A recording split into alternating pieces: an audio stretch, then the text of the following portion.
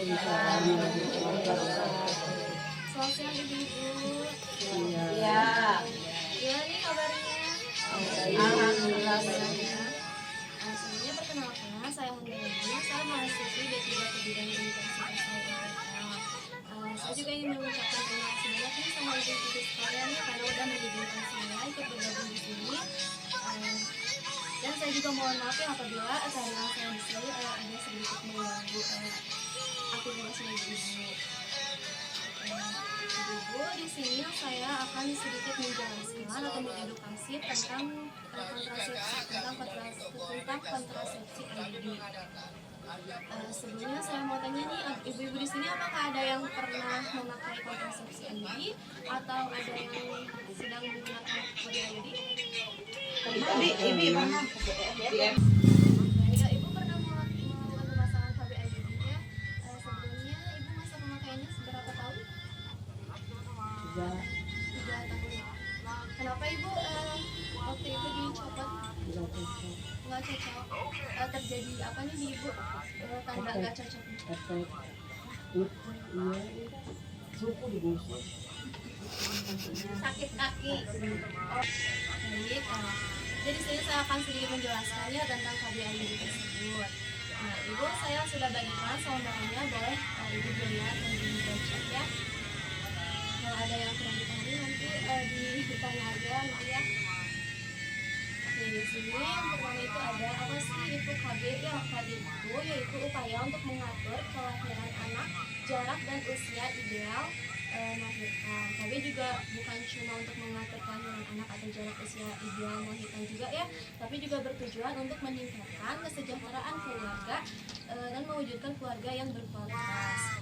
Apa sih itu KB IUD? KB IUD itu adalah alat kontrasepsi berbentuk huruf E yang dipasang di rahim.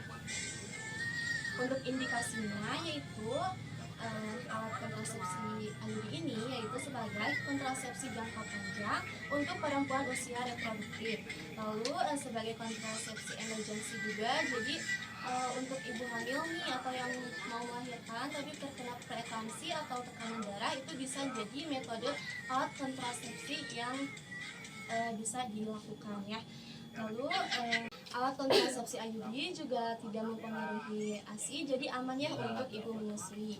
Untuk jenis kontrasepsi IUD sendiri itu ada dua, ada kontrasepsi IUD hormonal dan ada kontrasepsi IUD non hormonal. Kalau yang hormonal itu bisa dilihat ibu ya di halaman yang sebaliknya. Di situ alat kontrasepsi yang hormonal itu mengandung hormon progesteron.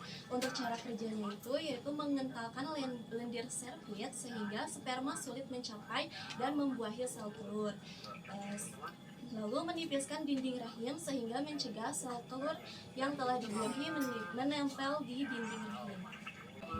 Lalu yang non hormonal itu berisi tembaga ibu ya, jadi isinya itu berlapis tembaga. Cara kerjanya itu yaitu membuat peradangan lokal di dinding rahim atau endometrium sehingga sperma sulit naik untuk bertemu di sel telur. Untuk jenisnya boleh ibu dilihat di gambarnya ya, itu ada gambarnya untuk perbedaan di KB IUD yang hormonal dan KB IUD non hormonal. Lalu di KB IUD ini ada kerugian dan keuntungannya tersendiri ya. Kalau untuk keuntungannya KB IUD ini praktis, mudah didapat gitu ya, harganya terjangkau, aman untuk ibu menyusui, tidak meningkatkan berat badan, tidak mengganggu berhubungan intim, jadi aman ibu ya.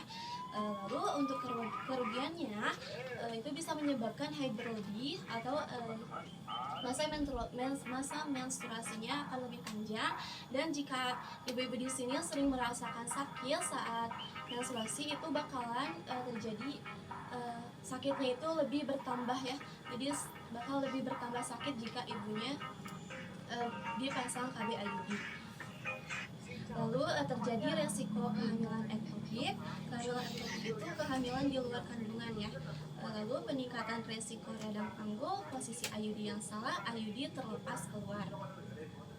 Lalu pemasangan KB IUD tidak boleh dilakukan jika ibunya belum pernah melahirkan, perdarahan pervaginam yang tidak diketahui, kanker genitalia, ukuran serviks kurang dari 5 cm, hamil atau diduga hamil, 3 bulan terakhir sedang mengalami atau sering menderita radang panggul.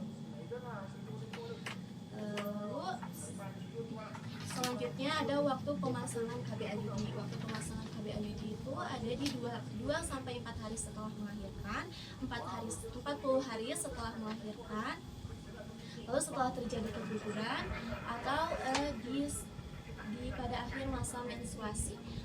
Pada akhir masa menstruasi atau ibunya ingin mengganti metode KB yang lainnya juga bisa langsung dilakukan pemasangan IUD. Lalu hal yang harus diperhatikan saat pemasangan IUD ini yaitu akan terjadi nyeri hebat yang tadi saya sebutkan, lalu riwayat kehamilan erkotik, gejala penyakit katup jantung, penderita nyeri kepala atau migrain, lalu stroke atau riwayat stroke. Jadi yang disebutkan di sini itu tidak boleh memakai kontrasepsi KB IUD.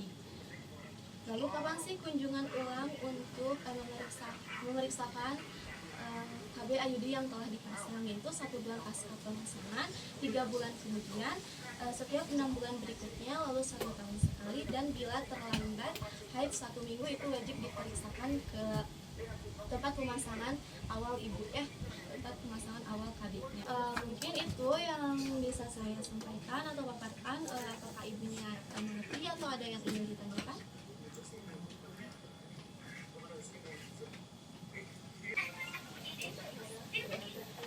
Sudah cukup ya.